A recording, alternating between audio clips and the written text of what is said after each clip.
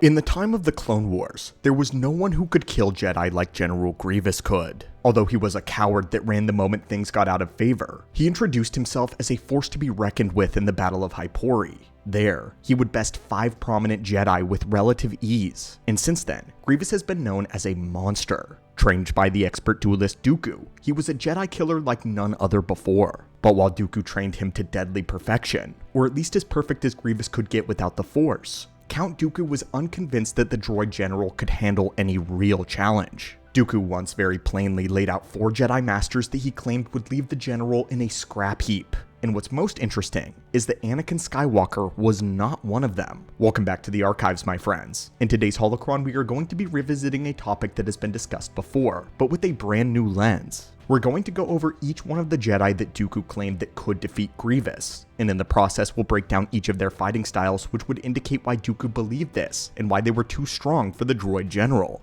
But we're also going to explore why he neglected to mention Anakin, and while Grievous may be facing some insurmountable opponents today, luckily, you are not. The only foe that stands between you and the daily uploads of knowledge is the subscribe button, so ignite your lightsaber and slash it apart to become an acolyte today. Now, let's begin. Our source is the Legends Labyrinth of Evil novel, which takes place just before the events of Revenge of the Sith. During a training session with Grievous, Dooku becomes enraged at Grievous's arrogance, and spouts this at him.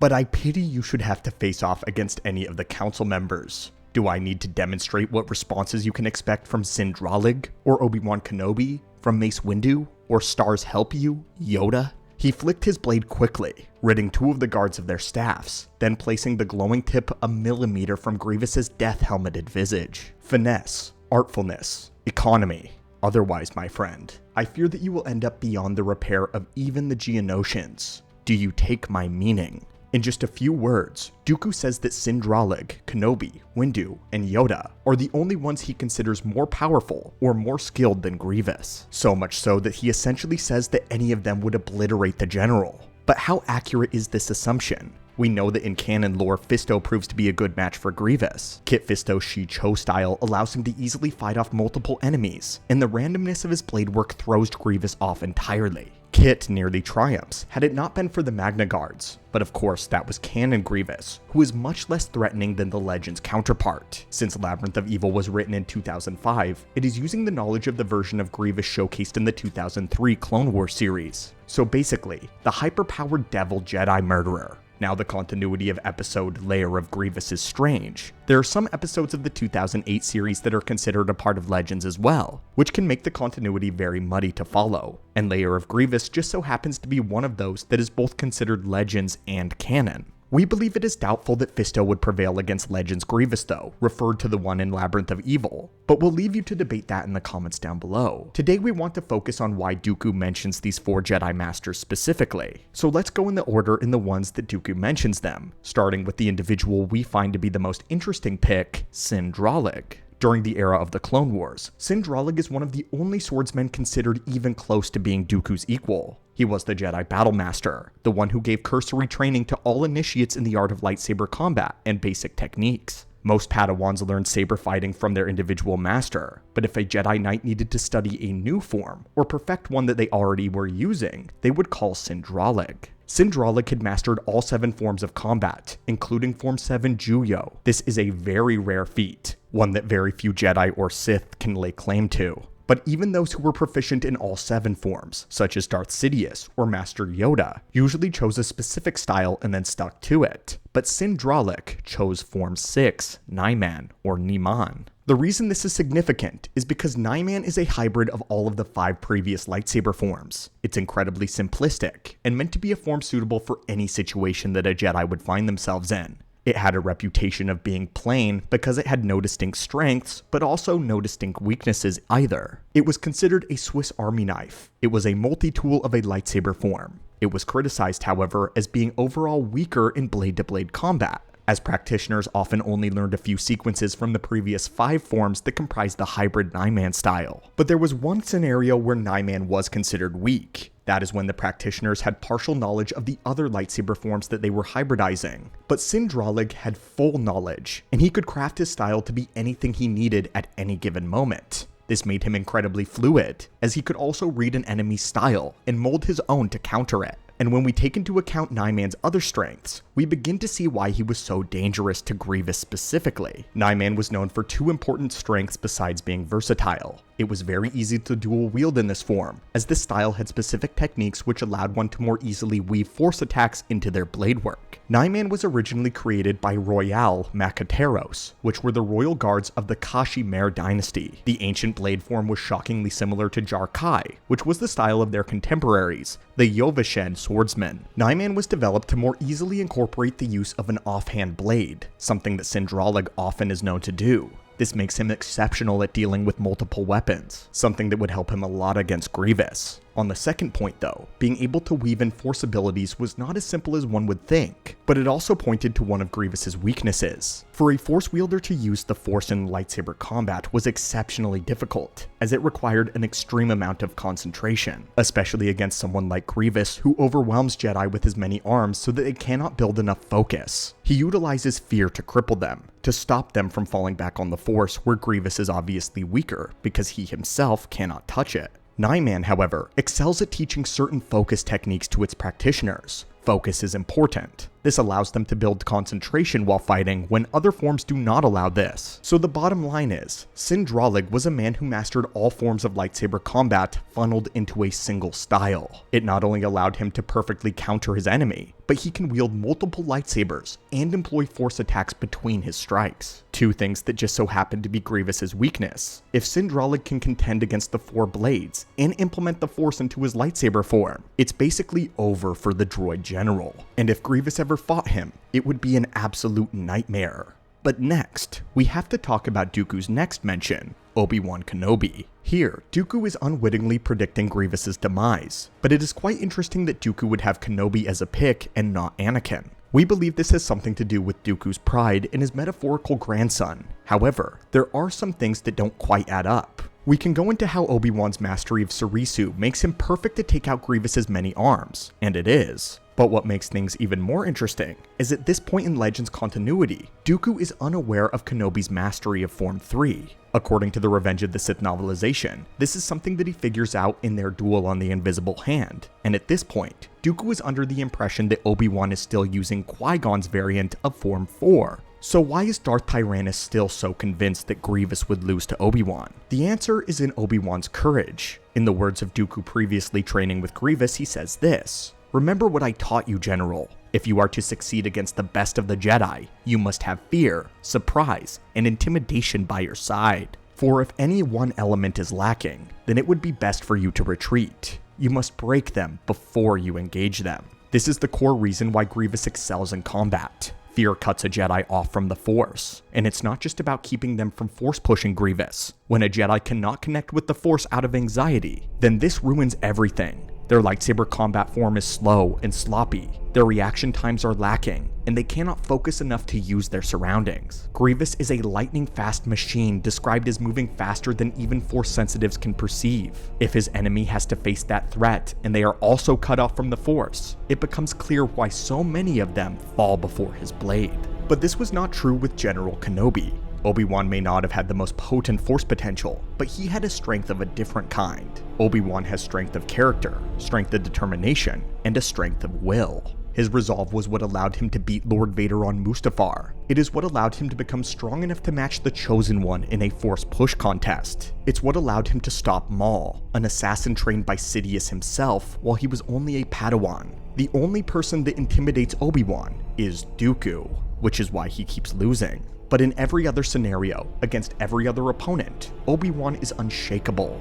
Dooku describes his presence in the Force as a window into a serene meadow. The Jedi Master has a way of becoming one with the Force in such a way that he can react without ever thinking about it. He literally hollows himself out and becomes a vessel for the Force to act through him. But even in times of high stress, Obi-Wan is the most fearless Jedi in the entire Order. It is the reason he is so well respected by the High Council, because even the staunch Ki-Adi-Mundi was afraid of Grievous. Dooku believes that Obi-Wan would prevail against the droid general not necessarily on a basis of skill alone, but because he knew that Grievous had no psychological advantage against the negotiator. This is all without mentioning Obi-Wan's battle IQ, which allowed him to snatch victory out of the jaws of defeat time and time again. There is a reason why Grievous specifically hates Obi-Wan so much. It is because he's the only Jedi that Grievous cannot break. Obi-Wan doesn't even seem bothered by him.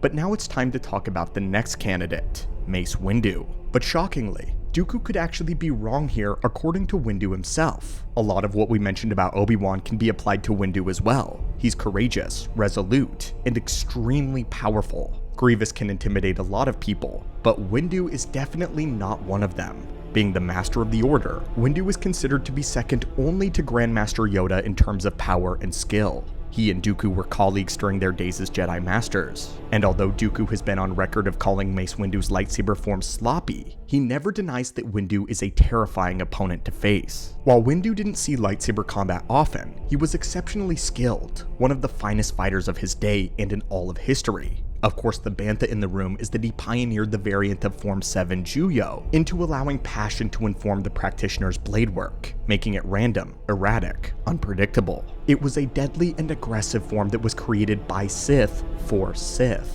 Many Jedi believed that this was a form that fundamentally broke their code, and few were permitted to practice it. Windu, however, decided to make the aggressive form into something new. He had previously acknowledged that he had his own latent darkness within himself, an anger that threatened to consume him if it lay unchecked. But Windu refused to relent, or even compromise. He believed that this was a weakness, so instead, he decided to channel that energy in a way that would serve the light. And Vapad was born. In the words of Windu, to use this form, a Jedi must give himself over to the thrill of battle, enjoying the fight and the satisfaction of winning. A Jedi must also accept and embrace the fury of his opponent. This transforms a Jedi into half of a superconducting loop, the other half being the power of darkness, which passes in and out of the Jedi without touching him. Vapad is more than a fighting style. It is a state of mind. It is a path that leads through the penumbra of the dark side itself. Vapad is named so after a predatory creature with multiple tentacle-like limbs. Windu observed how a Vapad attacked by striking its prey with its tentacles so quickly that they were nothing but a blur. There was no way to tell how many tentacles the creature had until it was dead.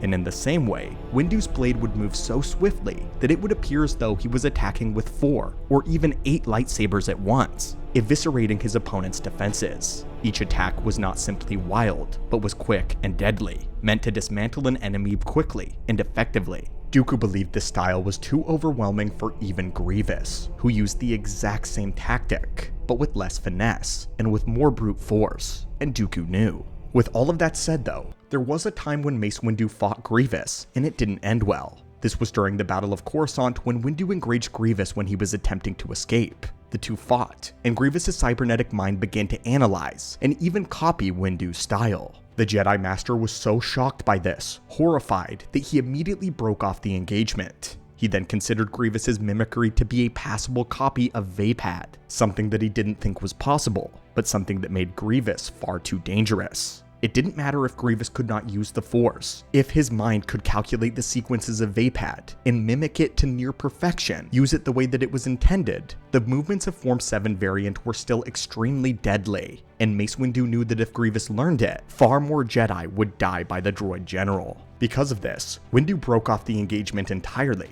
and instead of dueling him again, Windu reached out with the Force and crushed the general's chest plate in an attempt to destroy his internal organs. The Master failed to kill Grievous with the Force as intended, but it did injure the cyborg's lungs, making him far less effective in combat later. So with that said, was Dooku incorrect? Well, not entirely. While Windu chose not to continue fighting with the lightsaber, he did successfully use the Force, and because he was brave enough in the mind, there was nothing that Grievous could do to stop him. Windu was almost successful in crushing Grievous's organs entirely, and it left him with a lasting wound. And I believed it was at least partially due to this injury that Obi-Wan was able to kill him on Utapau, slowing him down, allowing Obi-Wan to disarm him. So while he wasn't totally dismantled as Dooku said he would be by Windu, Grievous still suffered grave consequences from the encounter that may have indirectly led to his death. And the last Jedi that Dooku named, but certainly not the least, Grandmaster Yoda.